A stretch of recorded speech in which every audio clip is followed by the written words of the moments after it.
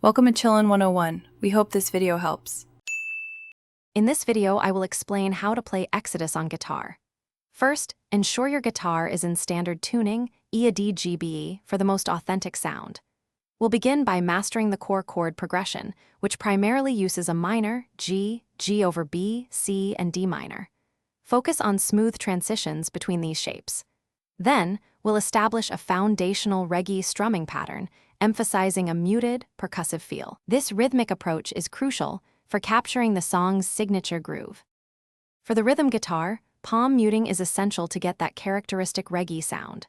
Lightly rest the edge of your picking hand near the bridge to dampen the strings, creating a tight, percussive effect.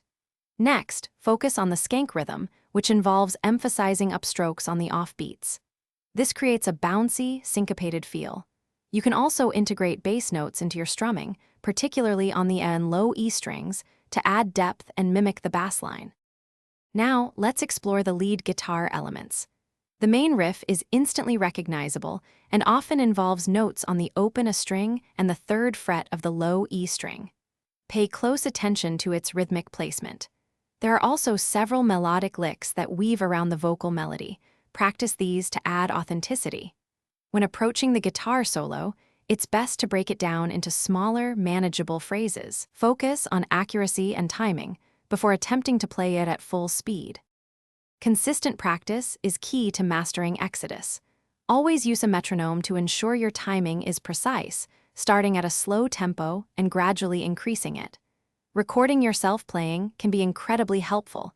It allows you to objectively hear your performance and pinpoint areas that need more attention. Don't be afraid to experiment with different guitar tones to find what sounds best to you. Also, be sure to check the description below for a link to an insightful book and other great deals. Keep practicing, and you'll be playing this classic in no time. Thanks for watching. Consider subscribing if we helped you.